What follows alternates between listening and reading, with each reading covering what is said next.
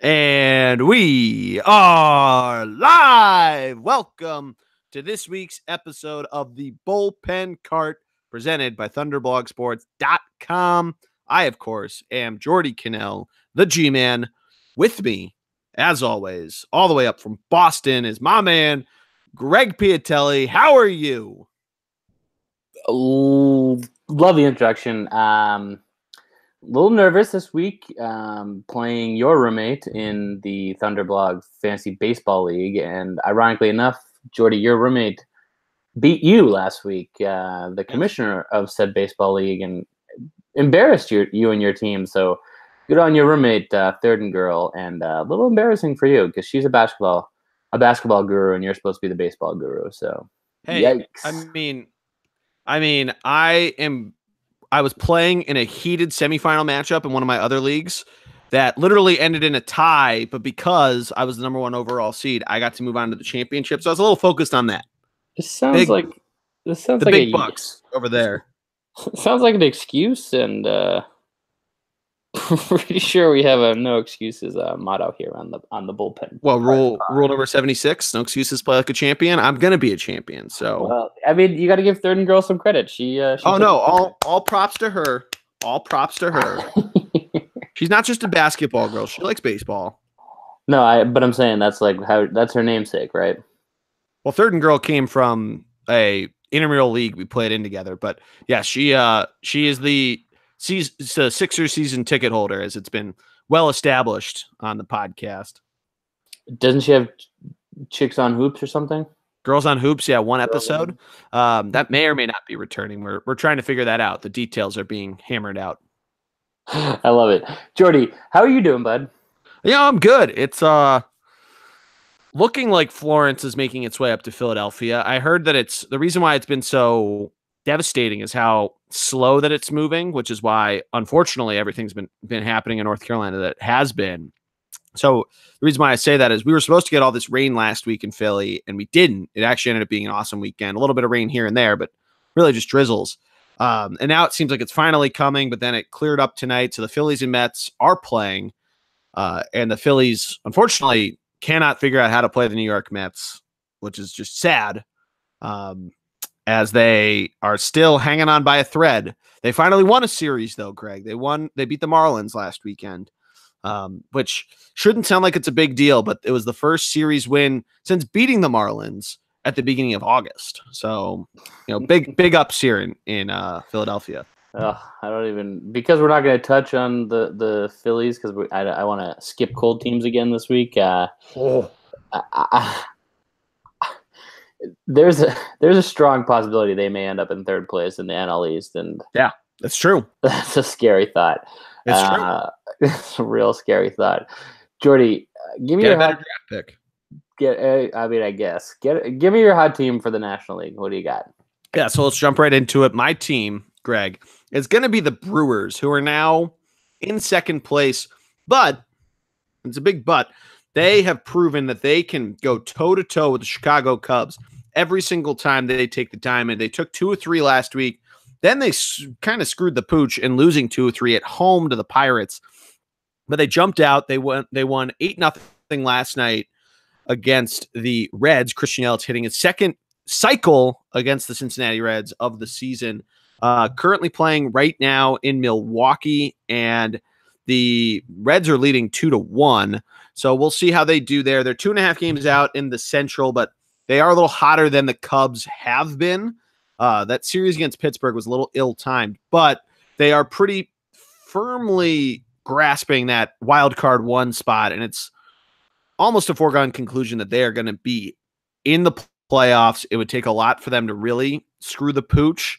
The Rockies the Rockies-Dodgers combination right on St. Louis's heels for the second wild card, and they're basically a half game back. They're half game back of St. Louis. The Rockies are, and St. Louis is 3 games back in Milwaukee. So, winning 7 of your last 10, you keep that pace, or even a 6 out of 10 pace, you're probably going to be clinching somewhere around this time next week. Strong pick. And they are almost a lock for the wild card, correct? Yeah. They're locked to host the wild card, basically. Yeah, I mean Really have to screw up. they're playing well, and I think the Cubs made enough moves to hold them off, I guess, if you will, right? Yeah. Oh, yeah. Solid choice, Jordy. I'm gonna go out west. I'm gonna go with the Los Angeles Dodgers. Solid. Last time we made a pod, they were in second place behind the Rockies. The Dodgers then went out and won 5 of the last 6 games, including 3 out of 4 from the Cardinals, and including beating the Rockies on Monday night. So, again, on the road or at home, I guess. 5 of the last 6, huge for them, and especially when they are looking to win the West, so they can get. They don't have to play in that useless joke of a quote unquote first round wild card game nonsense. Could you imagine, not to interrupt you, but could you imagine if they turned into the 2014 A's, who made all these moves at the deadline, looked like they were a lock for the division? Now, the Dodgers didn't have the lead the A's did in the AL West that year, but they still looked like, even though they were going to play in the wild card game, that they would still come into the playoffs and roll.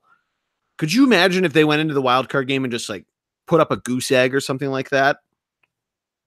I very much could, because Kershaw's playoff record has been suspect. A little better as of recent, though. True, but it's still a 1-game playoff. Anything can happen, and that's true. You saw last year how talk to Severino. Yeah, you saw last year exactly how willing managers are to go to their bullpen as early and as often as they possibly can. So I think their saving grace is the fact that the Rockies just cannot pitch. No. Hurting themselves, shooting themselves in the foot, and proving again tonight. So good for the Dodgers. Good week for them. Right now they have a half a game up on the Rockies with 1 extra win. So the Rockies need to win in that off game. But again, they're in a 3-game series right now, or 4-game series right now. So hopefully whomever you want to win that, it looks like probably both of them. No, just one of them. Well, only one of them will make the playoffs. So it's going to be close coming down the stretch. Yeah. I mean, you could see St. Louis potentially kind of fade off at the end of this, because that Central, it's possible they could beat up on each other. I think they have to play. They're playing the Braves right now, but they have to play a couple good teams. The Cardinals do down the stretch. I'm pulling it up right now. They do have to play the Brewers and the Cubs to finish it out. So it's possible they could have a kind of shaky end of the season. So we'll see what happens. I mean, it's going to be the next week's going to be a lot of fun to watch, no matter which way you look at it. Oh, yeah. And what do we have? 10, 11 games left. So yep. Depending on which team you're looking at. Yeah. It's going to be fun. And it's good that there's a race that, it's good there's something exciting happening. Yeah. No, for sure. What's yeah, Jordy. Let's do move it. Over to the AL. Yeah, please. Give me your hot team. Yeah, I'm going to go, Greg. Instead of going with one team that I pick a lot that's won 7 of the last 10 teams. Please go with that team. You want me to go with that team? Yes. I mean, which team in the AL West do you want me to go for? Because I picked them a lot. I was going to go with another team. AL West? No. Leave the East team for me. All right. I'm going to go then, Greg, because they've just been an absolute wagon recently, and they are just making it so that they are so close to clinching the American League West. That's the Houston Astros, the defending champs. They have won 7 of the last 10 games, as of the Oakland A's, who are nipping right on the Yankees' heels to get a home wild card game. But I'm going to go with the Astros here. They swept the Tigers last week. They took 2 of 3 from the Diamondbacks. They lost to the Mariners at home last night, which is a little shaky, a little suspect. There was a grand slam from a rookie, Daniel Vogelbach. So you could really argue that it's more the offense, which is just a low night. They are in action right now. The Astros and Mariners are tied in the 3rd inning, but this team, Greg, they are getting hot at the right time. We say this week in, week out. And with Jose Altuve really back on his horse. It looks like that they're going to continue the snowball effect right into the playoffs, and they've now eclipsed the Cleveland Indians they had eclipsed the Cleveland Indians, but I saw 83. I saw the 3 and the 4 of 83 and 94. But they're pretty much locking up that they're going to be the 2 seed. They're going to host the Indians. That's almost a foregone conclusion, unless again they have some sort of slip up in the Athletics, get by them. But just a great week for them, and scary time if you're not a fan of the Astros as they play. Listen to this down the stretch. Seattle, as they're playing right now. Anaheim at home. This is only hard because they're going to Toronto, which we've established, hard place to play. And then, Greg, they have 4 games to conclude the season in Baltimore, where you could pay combined $32 to go to every single one of those games, according to the ticket prices I'm seeing on ESPN. In Baltimore. Baltimore's trash right now, and the Red Sox have a series with them too. I'm surprised you didn't say the Red Sox were your hot team, but you wouldn't let me. You said don't pick them. All right, fine. Pick the Red Sox. I thought you were going to go someone else. I thought you were going to take my hot team, but please pick the Red Sox. No, I already picked the Astros. I already picked them. All Red Sox aren't going to get an honor then because you're going to pick the Rays. Jordy, I'm going to pick the Tampa Bay Rays, and let me tell you why. Yeah. Are you sitting down? I'm sitting down. All right, sit down for this. Tell me when you're sitting. I'm sitting. Okay. Now listen to this. The Tampa Bay Rays. Okay. Mm-hmm. They are 7 games in the loss column, 8 games in the win column behind the Yankees. Correct? That is correct. Okay. The Yankees play Tampa Bay for a 4-game series. Oh. Nope, sorry. That's not true. No, yeah, it is. Sorry. The Yankees play Tampa Bay for a 4-game series. The Yankees also play the Red Sox for 6 games. Two separate series. So what's that math? How many games is that? What is that, 10 games? 10 games, correct. So let's say the Red Sox win 5 out of 6 of those games, and the Rays sweep the Yankees. That's 9 losses the Yankees could potentially have in the next week and a half, 2 weeks, correct? Now, that's true. If the Rays take care of business and they're playing Toronto twice, they play Toronto for 6 games, okay? They play 7 games. Correct. They play Toronto, thank you. They play Toronto 7 times. If they win those games, Jordy, the Tampa Bay Rays, all of a sudden, don't look now, they are in second place in the AL East, which also puts them in the wild card, either the first or the second spot. Probably the second. That's pretty absurd. That could happen. And you know what the scary part is, Jordy? The Tampa Bay Rays, who have won 8 of their last 10, have had they've only had 3 losses in the month of September. Can we talk about this too? They were 49-49 on July 21st. And now 2 months later, they go from being 500 to 17 games above 500. Exactly. You're talking about a team that hasn't lost. You're talking about a team that hasn't had a 5th starter all year. You're talking about a team that has 83 wins, which is just as many as the Cleveland Indians. And guess what? The Cleveland Indians already clinched their division. You're talking about the same record as the Indians right now. Exactly. They have the same record. They have a better record than the Atlanta Braves, who are also going to win their division in the National League. If they're in any other, they have a better record than the Los Angeles. They have a better record than the Braves. They have a better record than the Los Angeles Dodgers, Jordy. Oh my God! They have a better record than the Los Angeles Dodgers, and they're 7 games out of the wild card position in the East, or in the wild card in the American League. The craziest part, Jordy, is this could happen. Yeah, they're 6.5 behind Oakland for the second wild card spot. They could catch the Yankees. The Red Sox right now are beating the Yankees in New York currently, and they end the season 3 games at Fenway. Okay, the Red Sox will have nothing to play for, so they might have some JV guys in there. You never know, but if the Yankees lost 2 out of 3 to the Blue Jays, lost 3 out of 4 to the Twins, they're on a little skid right now. If if you can believe it, Jordy, if you can believe it and get down with this, okay, the Tampa Bay Rays, because of those 10 games potential with the Red Sox and then four with the Rays. Let's say the Yankees lose all those, or even if they lose 9 out of 10, even if they lose 8 out of 10, the Rays jump the Yankees. That's pretty absurd. I mean, that's like Mets Phillies 2007 type of shit that you really have to assume some real fuckery by the New York Yankees. But I'm saying, what's to assume? The Rays have 4 games, four games. The Rays are at home for 4 games. They have an opportunity to beat the Yankees for 4 games at home in their stadium. With the Red Sox, who are trying. If the Red Sox win tonight, they clinch the AL East, they clinch whatever. But they're also trying to get home field throughout. So they're still going to play regardless of how many wins they might have. So there's a potential for the Red Sox to take 5 out of 6 from the Yankees, 6 out of 6 from the Yankees, even 4 out of 6 from the Yankees.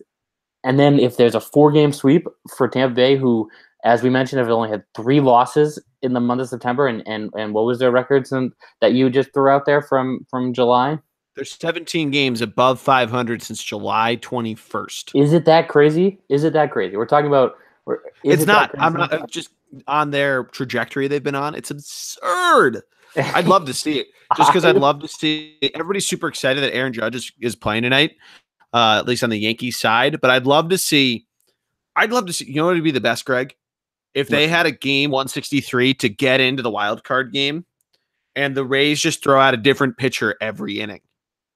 I mean, outside of Snell, who might steal the Cy Young from Chris Sale, which is a whole other thing which we're going to talk about. But this I especially right now, because if the Rays, they won last night versus Texas, if they win tonight and they win tomorrow and they sweep the Rangers here, you mean I'm a believer.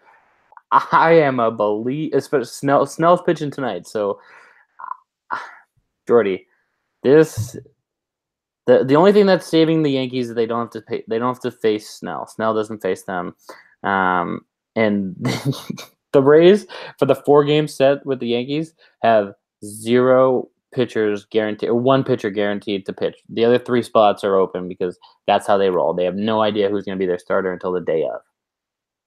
Yeah. No, it's very true. And like that's sort of the advantage that I was thinking of having to do the Rays theory, even if it's Yankees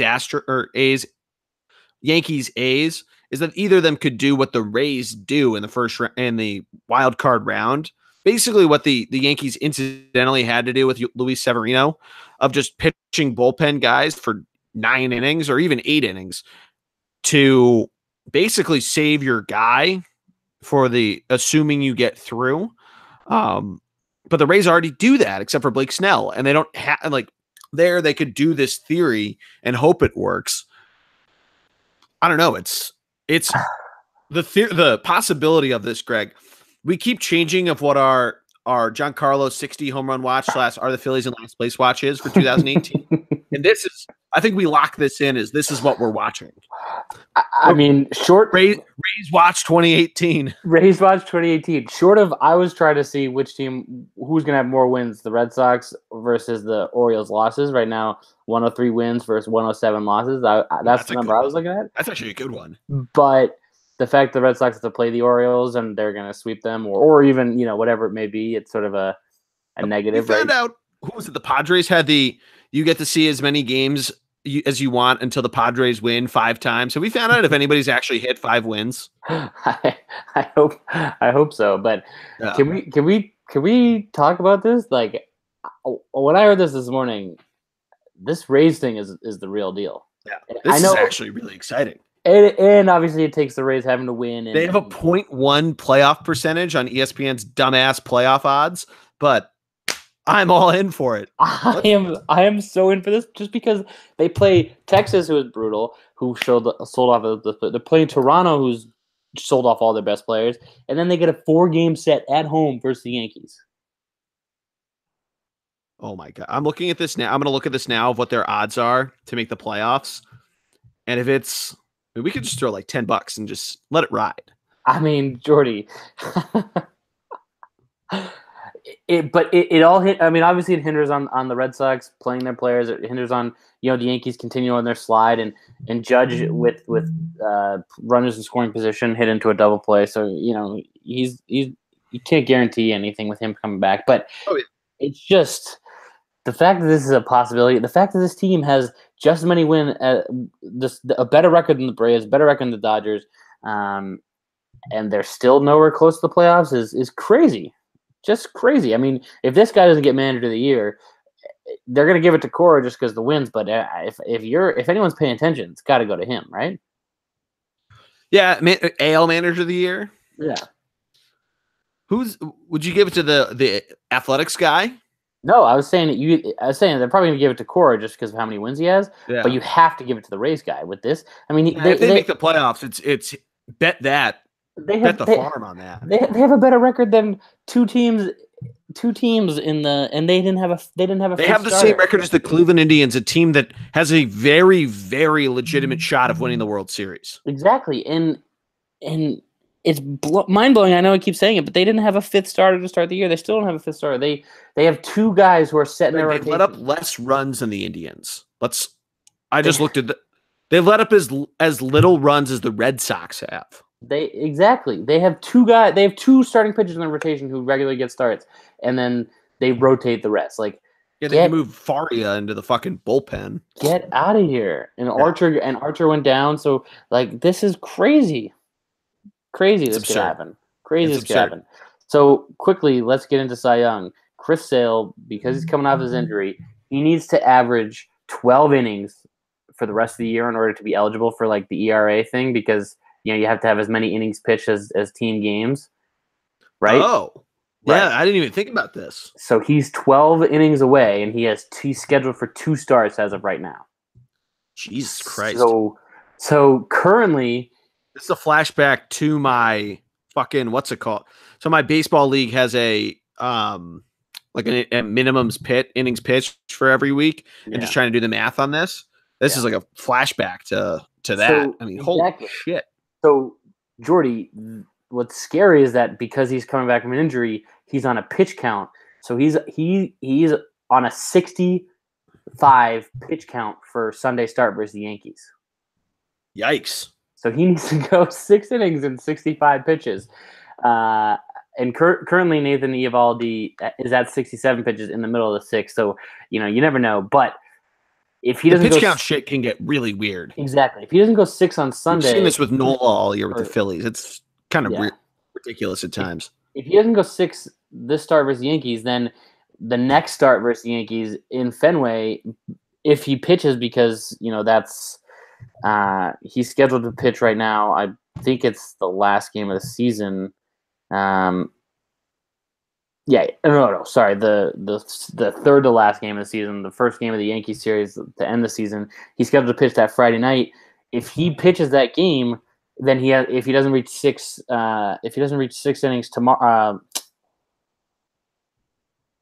he's not pitching. No, he's pitching against Cleveland, and then he's pitching again versus the Yankees. He needs to do 6 and 6 in the next 2 starts, or he needs to do 6 and 8, or 5 and 8, whatever it is. He needs to get 12. As much as I want to say that's so easy to do, it's not in today's day and age of baseball. Exactly. And he needs to get 12 innings and they're on a pitch count just for him to be eligible for the ERA thing because of the whole, you have to have as many innings pitched as your team's played. So it stinks because he's leading the majors in everything. And he should be the Cy Young winner. But, I mean, Snell, because he might not qualify, or because Sale might not qualify for the ERA, it could be Snell.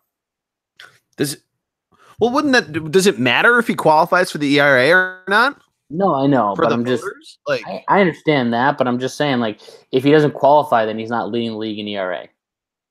I guess technically, but the statistic is still there. Right, but Joe Schmo rookie. Oh, fuck you! Yeah, nice. Nice. Judge just hit a moonshot that got caught at the wall. Nice. Good catch. Sorry. But like if Joe Schmo rookie comes up and pitches one inning or one game and has 0 ERA, then he's leading the majors. You know what I mean? There's a reason why there's qualified stats. Yeah, no, I understand that. I mean, at the same time, you could still vote for Chris Sale. That's not restricting me from casting a vote for him if I have an MVP vote, right? No, I'm not disagreeing with you. I'm just nervous right now. No. I mean, if Felix Hernandez can win, and I don't think he had a sub 500 record, but he was like 12-10. When was that? 2011. Like, I mean, anything can happen at this point. Right now, he's at 150. His WAR is still higher than Snell's. His WHIP is 14 points lower, and there aren't that many dudes that are sub 1 anyway. Verlander, who has an ERA of .267, Corey Kluber, who's .97, which, by the way, Greg, just looking at this, sorting it out wasn't the best way to sort on any category, but this just speaks to how bad Cleveland's bullpen is. Kluber's second in wins. Carlos Carrasco is fifth. You got Trevor Bauer and Mike Clevenger. Trevor Bauer, who hasn't pitched since August 11th, and Mike Clevenger, who are tied for 12th, all up there. And the Indians have the same record as the Tampa Bay Rays, who have Blake Snell as number 1 with 19 wins, and Ryan Yarborough, who's tied with Garrett Cole with 14. Yeah. Yeah, no, I mean, and somehow that team's going to compete with the Astros. Get out of it. Anyway,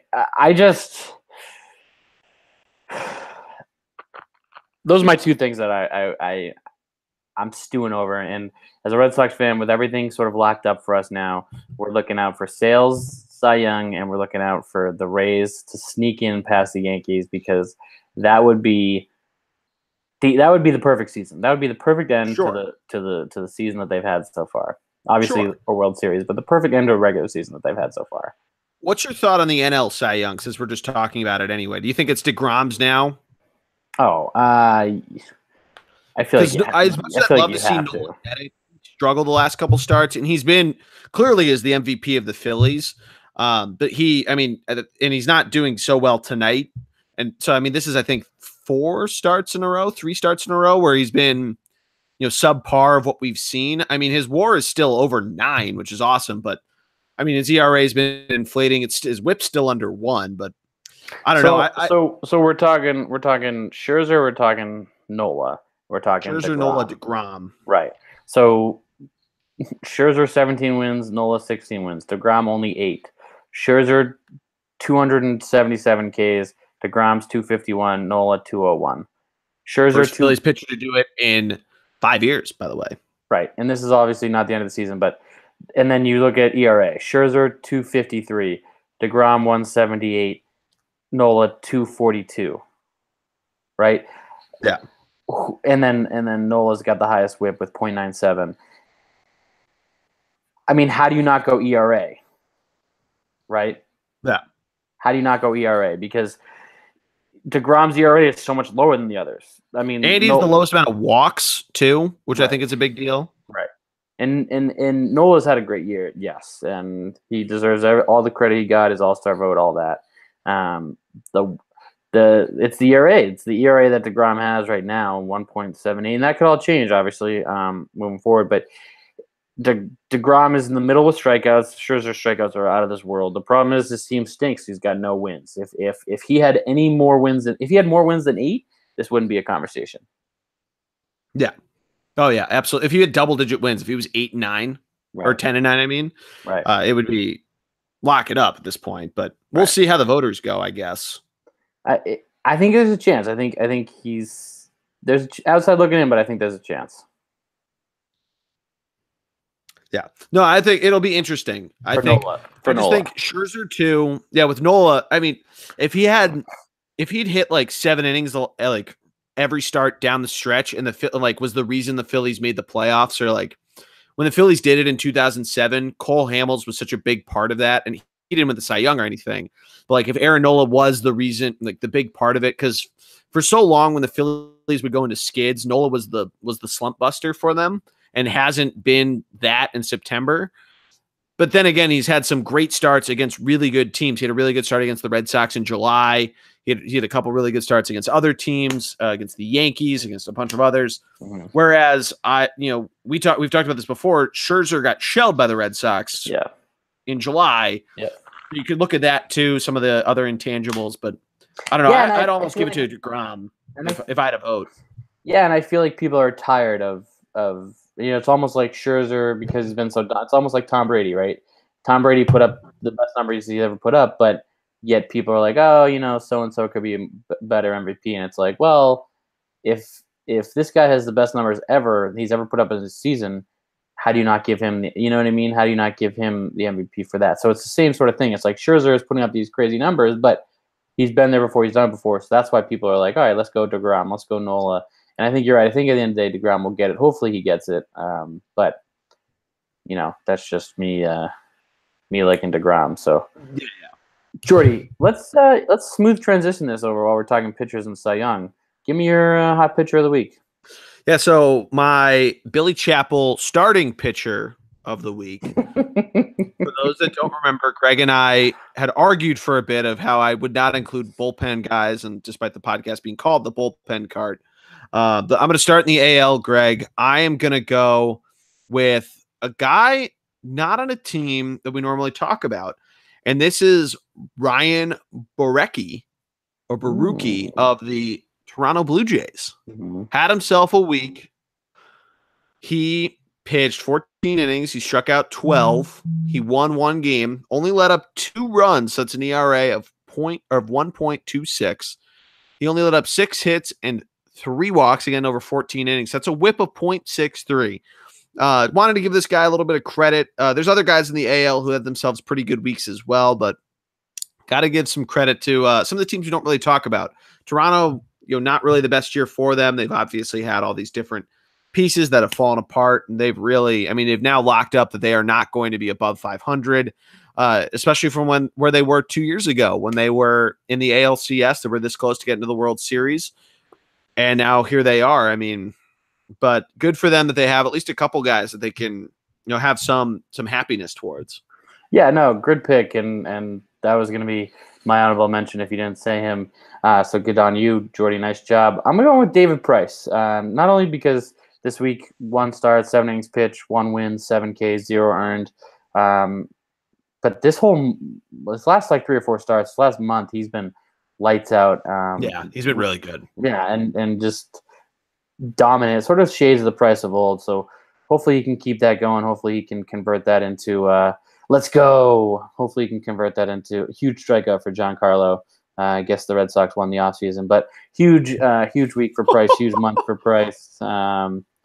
So let's good on him, and hopefully he can keep that form, and hopefully he can do well in the playoffs for us. So or for the Red Sox.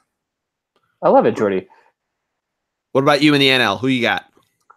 This was a little tough. I'm gonna go with the guy that pitched a complete game. Chris Stratton, San Francisco Giants, 9 innings pitched, 1 win, obviously wins, 7 Ks, 0 earned runs. That's what I'm going with. No, I like it. Got to give credit where it's due. Yeah, he again, up and down year. He's 500 pitcher, but he's 104 Ks and only 46 walks, so that's huge. And I like it. He got the win against the Colorado Rockies team, who was in the middle of a playoff hunt, and so good for him. Again, I think it was at home, so but 7 Ks, only 2 walks, 2 hits, 9 innings pitched, with a 1.34 WHIP in that start. So that's mine. Who you got? So I am between 2 Cubs pitchers, but I'm going to go with Jose Quintana, who went 1-1 this week, but he only let up 2 earned runs. He had 14 Ks over 11.2 innings, an ERA of 1.54, WHIP of 1.11. The other guy I was going to go with was Kyle Hendricks, who had a higher ERA but a lower WHIP, also went 1-1 on the week. Both guys, we talk about how big Cole Hamels has been for the Cubs since coming over there, but you can't really forget about these guys because they, along with Lester, have been this nucleus of that Cubs starting pitching staff, especially since Jake Arrieta left. and everything that's been going on with Darvish. But it'll be really interesting to see the Cubs rotation and how they end up going with pitching coming down the stretch. And if they continue to be hot, even if they can't get wins just because, if their bats are just a little bit cold. I mean, think about this, Greg.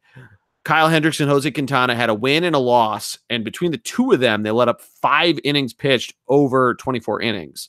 And they each recorded a loss there. So, I mean, they're doing their job. And the Cubs bats obviously have the potential to do their job to make sure that they can pick up their pitchers there. But if they don't, we could see stuff like this happen. But I don't know. The Cubs are going to be a really interesting story to see how they perform down the stretch, because we saw this a little bit last year where kind of like this year, they had a weird first half of the season, and then second half they kind of took away with it, kind of ran away with it. This year, I mean, the Brewers have remained to be incredibly hot and have stayed right on the Cubs' tail. But I think the Cubs are, I think they're going to get it done at least to get that first round bye. But if they don't, we could see another exciting playoff, or I want to say playoff wild card game like we did 2 years or 3 years ago when they had to play the Pirates in that game, and they're actually the road team and won, and they ended up losing to the Mets in the NLCS. But we'll see how it all goes. Could you imagine, though, a Cubs-Dodgers play-in game? The MLB's worst nightmare. That'd be terrible. Yeah, they would be freaking the fuck out if that happened. MLB's worst nightmare. Yeah. Good choice. Good choice, Jordy. Who do you got for bullpen guy of the week? What do you got? I am going to yield to you because I have to resort my pitching stats. Who do you got for yours, AL? So, honorable mention, I got to give it to my boy Ryan Brazier. Rookie guy that called up, 3 innings pitched, 2 holds, 0 earned, and a win. Obviously, Craig Kimbrell, 3 saves, 3 appearances, 4 Ks, 0 earned. Bobby Pointer guy? Is he good? Yeah, he's really good too. Yeah. Don't get me started. But I'm going to go with the hot team of the week, the team that you and I are looking out for, the Giancarlo Chase for 61 story to end the year, which is a new category that Jordy came up with tonight. The Tampa Bay Rays, Jose Alvarado, 8 Ks, 1 save, 3.1 innings, 2 holds, 0 earned runs, 0 whip. Love it. Huge week for him, huge week for the Rays, huge month for the Rays. 3 losses in September. Let's go Rays. I love that pick, Greg. I am going to go with a guy that was on the Rays and is now on the Seattle Mariners. Let's go, Jordy. They have started to fall off a little bit, but I'm going to go with Alex Colomé, who, I mean, he was their closer at the beginning of the year, traded to the Mariners, in May? Is that when he got traded? Made 3 appearances, had 2 holds, 3 strikeouts, didn't let up any hits, any walks, any runs. So complete blank week for him. So, another good one there, but it's just funny thinking about where all the different players the Rays have dealt throughout this season. If they still had them where they would be, or would have just been that they'd been kind of playing stagnant, and now the players who are there have sort of the Las Vegas Golden Knights attitude of we're the dudes that these guys think they can tank with, blah, blah, blah, blah, blah. Yeah, imagine a chip on our shoulder, and now we're going to go fucking catch the Yankees. We're going to peel off a little bit of our douchebag owner or our former showgirl owner and get a piece off of the dress every day. Major League reference if you don't know that. I mean, who knows? I mean, this could be real life Major League. I mean, it's crazy because you're not that far off, but it's funny because and it's the Yankees. It's the same thing as Major League because they're chasing the Yankees. Literally the same thing, and holy shit, they are a team that they don't know any better, right? They don't. Yeah. They don't. It's just, if Jordy, I hope your dad somewhere is listening, and I hope he hears me talk all the trash that I talk, and I hope he hears this. Because this is legit. Like, I know we joke, but like, obviously a lot to happen. But the Yankees have played the Red Sox 6 times to end the season. And then they have a 4-game series with the Rays, and they're 6 games or 7 games ahead of the Rays right now. So it's not that far fetched of an idea. Podcast idea, Greg. Can we do a podcast on Major League, especially if Third and Girl hasn't seen it? Ooh, nice. Yeah. Sort of a live watch reaction. Yeah, that'd be pretty cool. That would be. I want to do this with one of my buddies who hasn't seen The Mighty Ducks. He hasn't seen any of the movies. What? But that's like we've been talking about doing this for like 2 years. God. We could actually do. Yeah, I know, right? I don't know how you grew up in the 1990s and didn't see the Mighty Ducks, but we could do this with Major League. I've made her watch 1 billion baseball movies that she hasn't seen, and I don't think Major League is one of them. So this could happen. Let's do it. Love it. All right, give me your hot player of the week. What do you got? Yeah, my hot player of the week, I am going to go with Christian Yelich. I mentioned him before. He had his second cycle of the season, and in like 2.5 weeks. Both have been against the Cincinnati Reds, a team that basically is playing the ultimate spoiler in the NL Central. But he went 8 for 21. He had 3 homers, 7 ribbies, walked a couple times, stole a couple bases. He batted .381, on base percentage of .480, slugging percentage of .952. And you got to give credit where credit's due with the cycle. It's pretty awesome there. I just think how well this Brewers team is playing. It's going to be fun watching them come down the stretch, especially if they're hosting that wild card game. It's going to be like another baseball movie, Greg. Mr. 3000 in that. Nice. So they don't have some old guy trying to play for their team. Who isn't signed right now that they could try to like if Jose Bautista hadn't been picked up by the Phillies, he could have been there, Mr. 3000. Hanley Ramirez. Oh yeah, Hanley Ramirez. Let's get him on the team. Let's. Who do we know in Milwaukee that we could make this happen? I wish we'll figure this off air.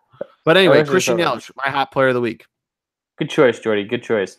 National League. I'm going Yasiel Puig. Because that Yelich character, I think he went for the cycle instead of trying to play for real. Yasiel Puig. Why? Because he ran to third base.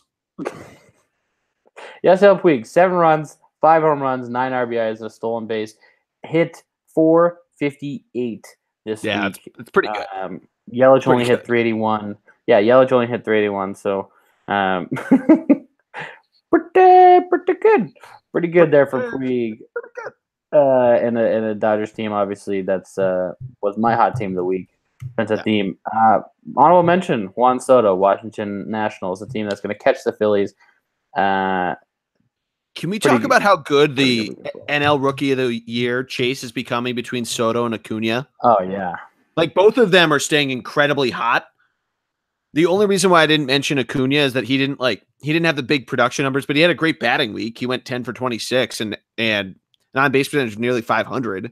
But both of them, they're going like punch for punch. You think Soto's out of it, and he hits 4 homers, including however many he hit against the Phillies.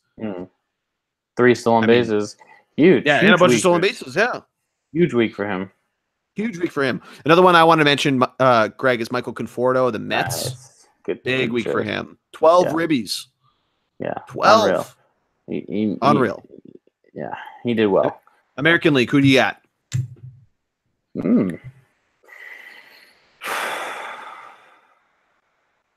Everything in me.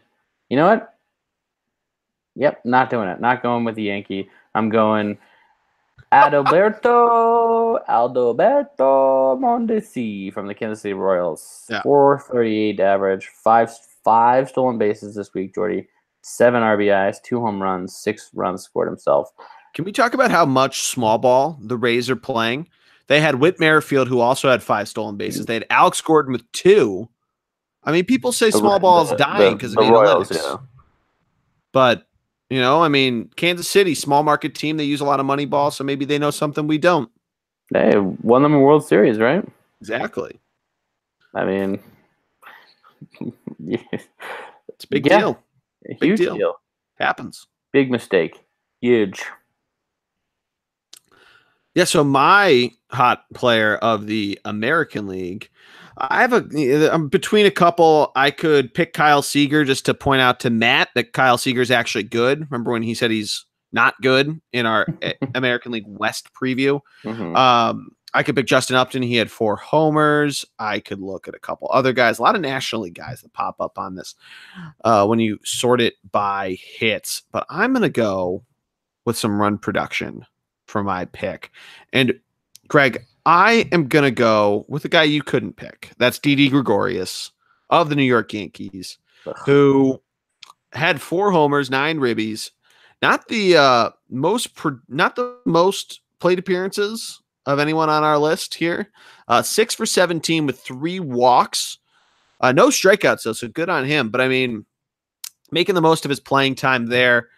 And being productive for his team. Yeah. Another one I really wanted to pick. There was a couple guys in Oakland. You got to give some shouts to Chris Davis, who's now just proving that he's this home run or strikeout type of guy like Adam Dunn was for really 1 or 2 seasons. Chris Davis with a K, Chris with a K, has been able to do this for so many years in a row now.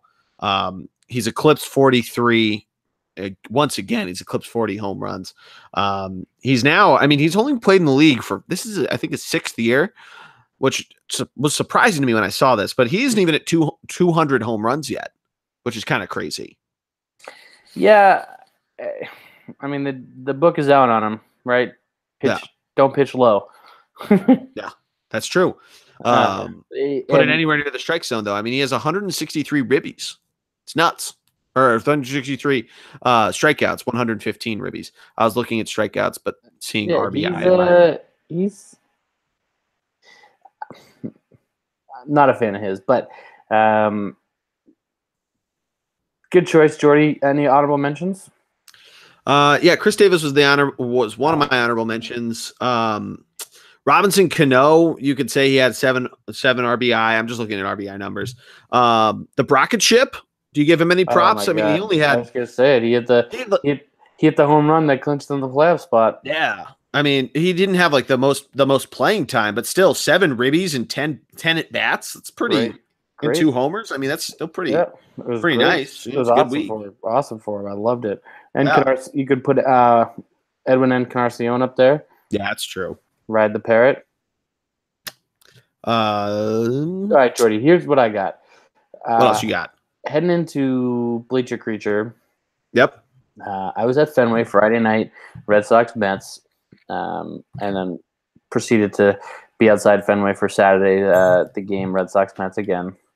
First time the Mets have been to Fenway since 2003, maybe. I don't know, a long time. 9 years. Really? Yeah, 9 years maybe. Wow. Which is not 2003, but you know what I mean. 9 years, been a while. That's so crazy. Yeah, isn't it? Yeah, because I guess like the NFL does every 8 years because you only like the AFC East and the NFC East only play every 4 years, but like they rotate. Right. It's like the Eagles were at Foxborough 2 years or 3 years ago. So next year when they play, they'll be in Philadelphia. And the last time they were in Philly was 2011. But like with baseball, they rotate every division. So I guess like it would be every 6 years. But like teams like the Phillies and the Red Sox play every year because they're quote natural rivals. So it is weird. It's very, very strange. Yeah, and what's more so is the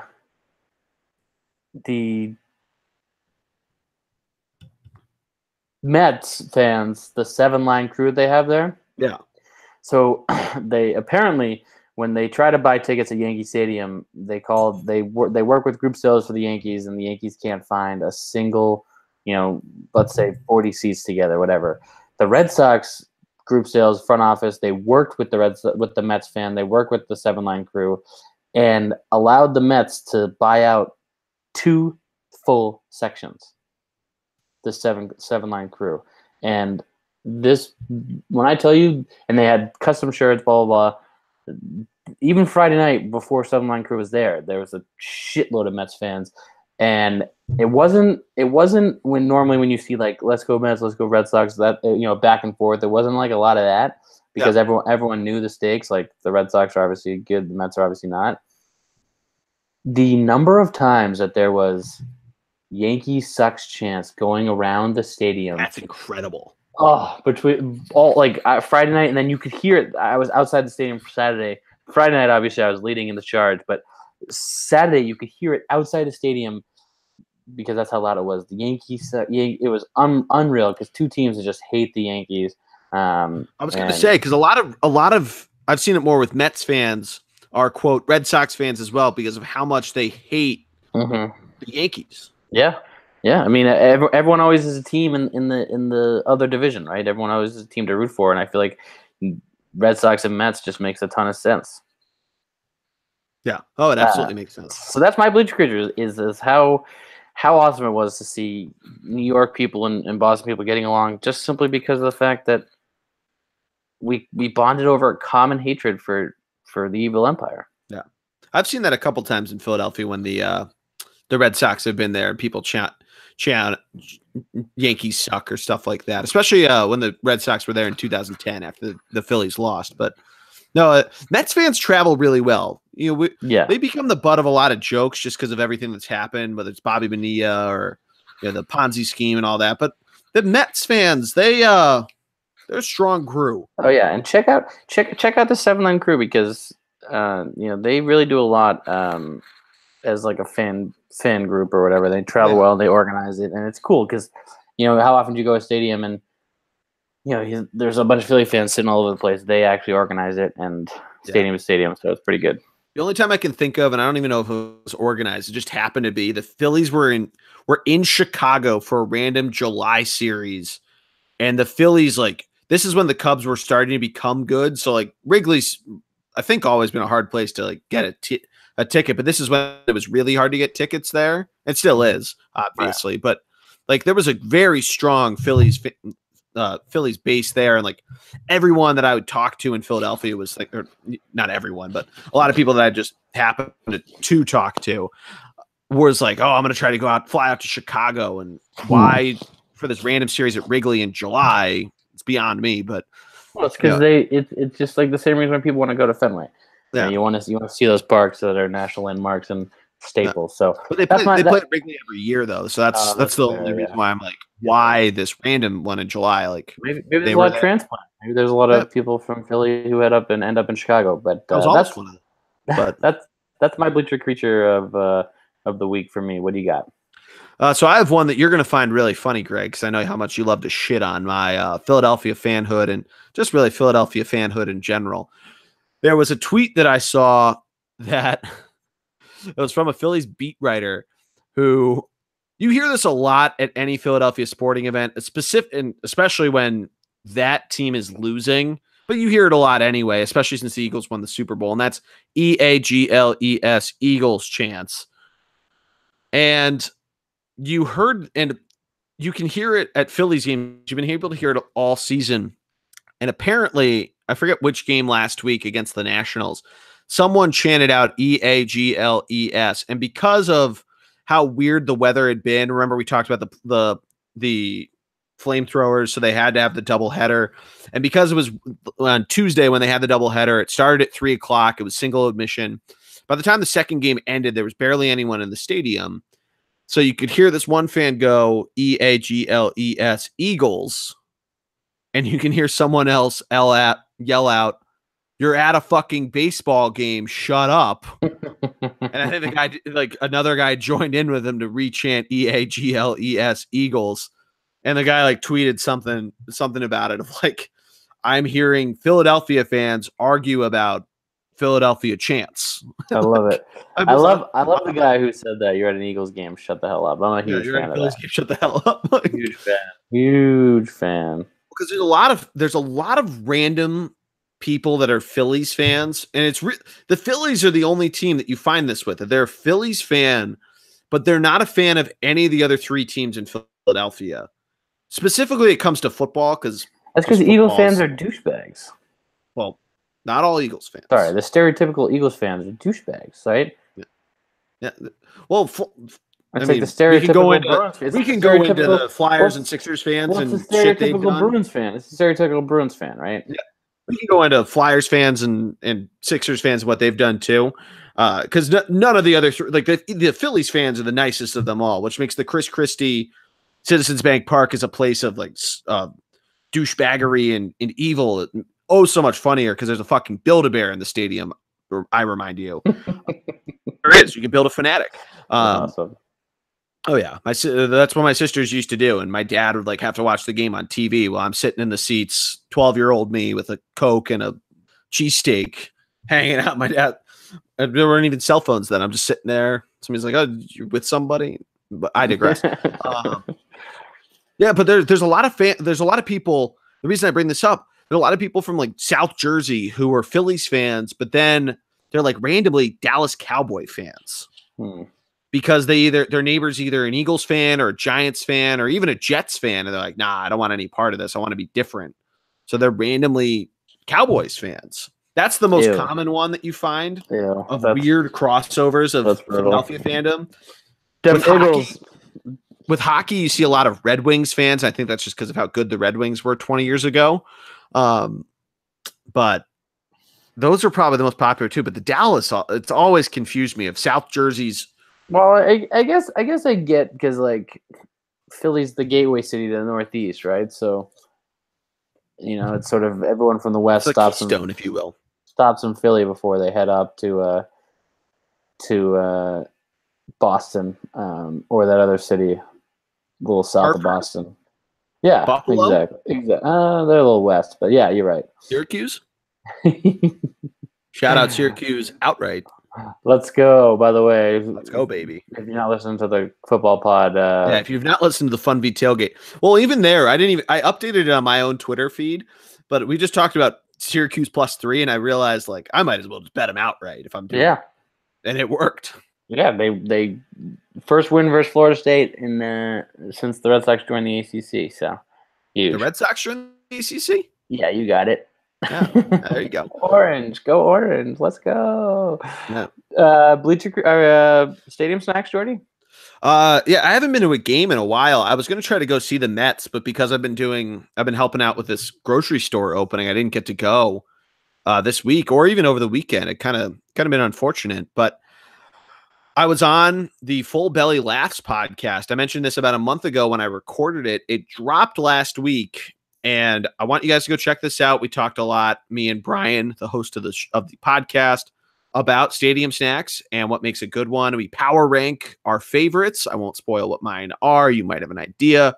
Then we played, some interesting, trivia games and stuff like that. It was a lot of fun to do. Really excited to hear what you guys think about it. And it was kind of cool to be on someone else's podcast and get to cut loose.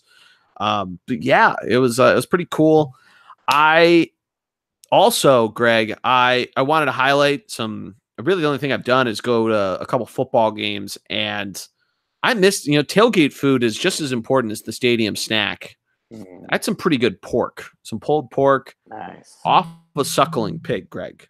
Nice. You know what the good play with that is too, because suckling pig, the whole pig, you get the crispy skin, you get the pork, you get the rind, along with the pulled pork. So you add that as a little happy layer on your normally a Hawaiian roll. I don't know if you're a Hawaiian roll guy. I'm a big Hawaiian roll guy with a pulled pork sandwich. Adds a little bit of crunch, a little extra flavor, stores a little bit of the juice. Big pro tip there. Sorry, I'm just trying to wipe the drool off my face. Yeah. Huge pro tip. Oh, yeah. But do you have any you were at a game on Friday night. You saw Syndergaard pitch against the Red Sox. What a monster. What a monster he is. Yeah, Thor. Oh. I mean, what a monster. Oh man. He's so good. What a guy. But what foods you go with at the stadium? Fenway Frank. Per usual. Peanuts. Per usual. I was actually there with a guy who brought his own Cracker Jacks. Interesting. He says it's his thing because he says, believe it or not, some stadium, because he's been to all but like 7 or 8 stadiums across the country, which is awesome. Jealous you go of that Bill guy. Burr?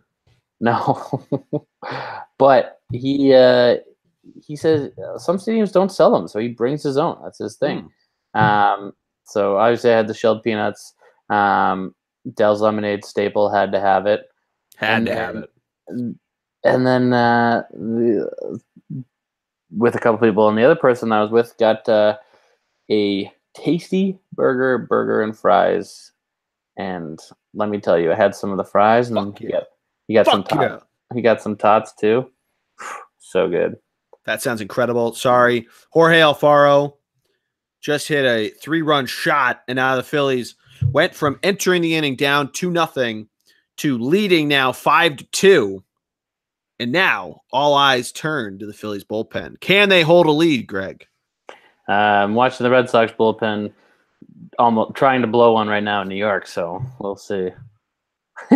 Gotta love how our teams really just pull the heartstrings. I mean, you've made the playoffs, so you at least get to push off any sort of negative hopes, but Heart Attack City is alive and well in my apartment. So what do you got games coming up for the week? Yeah, so I'm keeping an eye out on this Cardinals-Braves series. It has a lot of implications, obviously. The Cardinals are in a playoff chase. The Braves are in a divisional race. I mean, you can argue that race is nearly locked up, but it's, they still have to clinch it. They're 6.5 games up entering tonight. But, I mean, if they're not careful, they could only clinch the division on the final week here in Philadelphia. But that is something to keep an eye out on, which I'll get to in a minute, of how often the Braves and Phillies play each other. But that's my NL series that I'm going to keep a look at. What about you? I'm going with the obvious one, the Colorado Rockies and the Los Angeles Dodgers. Yeah, that's a good one. 1-2, half a game separates them. Huge. Any team, whatever team wins 2 out of 3 or 3 out of 3 or whatever it may be, really takes control of the division. So yeah. No, it's definitely a big one. For my AL, Greg, I'm going to keep an eye out on this series I'm torn between the two AL West series, but I'm going to go with the Astros and the Mariners just because they lost that first game. You just want to see Houston at this point win each series that they have coming forward. Really, I think that's so important for them. Just really to have the confidence and not get rusty. They're up 4-0 right now, so at least if they hold on to that, they'll at least not up the series with Dallas Keuchel pitching tomorrow night. But I just think that's so important for them as they try to go for a title defense down there in Houston. Apparently, on this ESPN tickets thing, you could go to the game for $5. Which, Houston, what are you doing? You just won a World Series last year. What are you doing? What are you doing? I love it. My sick 3-run home run. Fucking Red Sox. There you go. No, they're losing now. Oh, they're losing. Sorry, that's what I was distracted. Hey, how are you? Yeah, welcome to it. I'm gonna go Red Sox Yankees. Another obvious what I'm watching, because this is really what I'm watching this week. Especially when we go for the roof of the Rays in the Giancarlo Stanton. We'll call it the Mike Stanton chase for 61 story of the end of the year. The Rays. So let's go Sox. Sox Yankees. What do you got for the weekend? Anything pique your interest? Yeah, I try not to pick the Phillies for a lot of these awards, but I got to go Phillies and the Braves. 4-game series. The Phillies are even able to win 3 of 4 in this. I mean, you can be looking at a completely different race come the next time we're recording this podcast, which is either going to be next Monday or next Tuesday. If the Phillies can somehow hold on to this lead tonight and then win tomorrow, and the Cardinals continue to chip away at the Braves, I mean, we could be looking, the Phillies could be just so much more pulling at my heartstrings to make next weekend, when I'm going to try to go to at least one of those games where the Phillies host the Braves in the final weekend of the regular season, I should say. Just so much more heartbreaking if it doesn't work out, and this slim chance for the Phillies to climb their way out of this bargain basement. But what I'm going to be watching. I'm going to be having alerts if it's not on my TV. I'm going to be doing multiple screens with the Eagles on Sunday as they host the Colts. Saturday, watching college football. I'm going to have the Phillies on right there. I mean, Greg, it's going to be a whole production. Ugh, what a day. What a weekend. My National League series I'm going to go for is going to be, again, the Colorado Rockies versus, this time, taking on the Arizona Diamondbacks. Tough week for the Rockies, but a really good chance for them to distance themselves in the West if they can win the majority of those games. So That's another big one too, though, because the Diamondbacks, sort of the same degenerate, like, can they pull this off? The Diamondbacks, if they actually pull that off of taking, I mean, what do we got? 3-game series, excuse me. So if they actually pull out all 3 of those, they claw their way a little bit, and probably more likely, it helps out the Dodgers as they're hosting the San Diego Padres, who not so good. So, I mean, it has so many different implications on the wild card. It has implications on the West, obviously. It could be completely nuts in how everything goes. I mean, the Brewers, just to give everybody an idea, because this is how crazy it is, the Brewers will be going to Pittsburgh, where they just lost 2 or 3 at home. The Cardinals host the Giants, who they're going to be having Madison Bumgarner on the bump on Friday night. The National League wild card race is going to be insane to watch. Adam Wainwright pitching Saturday. Wow, look at that. But, I mean, it's just going to be a crazy weekend of baseball. Don't think that because it's football season that you need to tune out of baseball until the playoffs start. If you're listening to a podcast on September 19th when this is being released, you obviously aren't tuning out, because if you're expecting us to give you all the information, we're definitely missing stuff. But September baseball, a lot of fun. A lot of fun. American League? American League for the weekend. I'm going to keep an eye out on I'm going to go with Tampa Bay up in Toronto, just because it's now our official watch of 2018, Rays Watch 2018. I love it. Because we pointed out of how hard of a place Toronto is to play, I almost went with Oakland at Minnesota, just because of how important Oakland's end of the season is. Because it would be awesome to see them get a home game in the playoffs. But I'm going to go Tampa Bay. I mean, I just think that's if they can actually pull off a sweep and make this incredibly so much closer, especially with the Yankees playing Baltimore. I mean, that'd just be insane, Greg. If we're talking about the Rays having a legitimate shot at taking down the Yankees or even the Athletics next week, I mean, watch out. We're going to have to do an emergency pod every night, like 20 minutes where we're breaking down Tampa Bay Rays baseball. Yeah, I mean, once I saw that today, I couldn't be more excited. I couldn't be looking forward to this more. Yeah, Rays Watch. I Rays Watch 2018. I couldn't be looking forward to this more. I'm pumped you chose that. You stole it right from out underneath me. If I'm not doing that, I'm doing Red Sox and Indians, because 2 teams that could potentially meet in the playoffs, but also 2 teams. It's tough because Indians have clinched and Red Sox. All they have to do is win 1 game versus the Yankees and they'll clinch. So hopefully that'll be the case. But I'm definitely looking out for the Rays. So good choice. Let's go Rays. Let's go Rays. Anything else you got this week? Yeah. No, I mean, I keep. Are you getting up for hockey preseason, or are you just waiting for October 3rd? No, I mean the Red Sox. The Bruins were half the team was in China, the other half is here. So it's and they're playing all their young guys. So and half their stars didn't go to China. So no, I'm not really looking.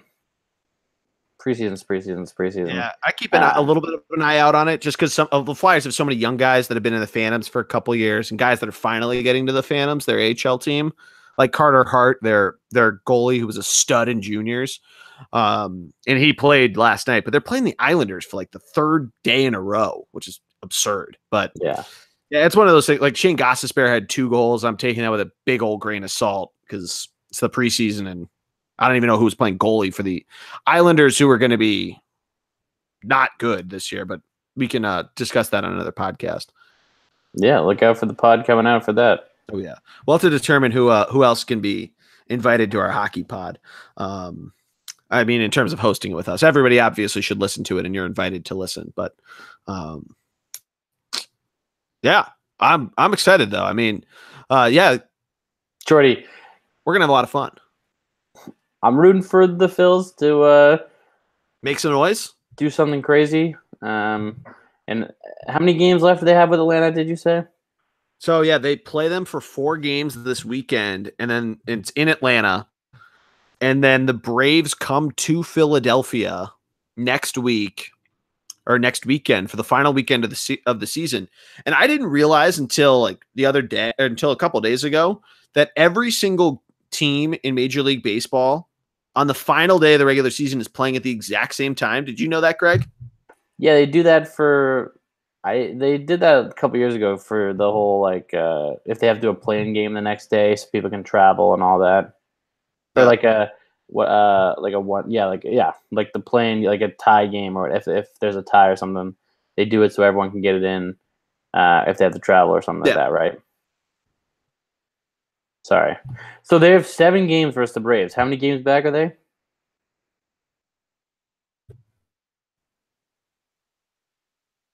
Jordy?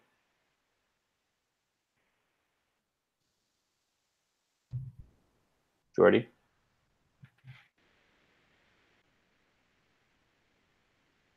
Jordy? Hey, bud. Jordy. I heard you swear. It's a good thing it's the end of the pod anyway.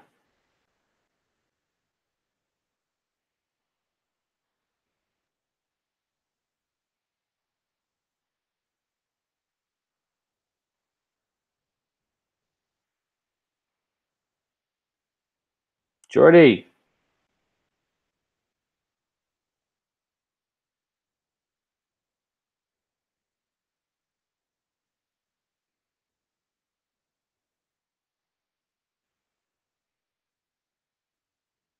I I can't hear you.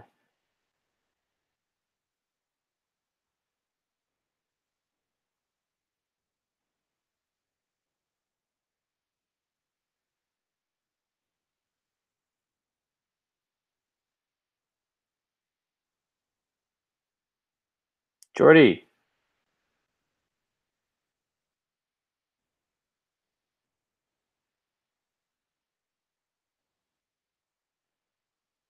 Jordy! Blink once if you can hear me.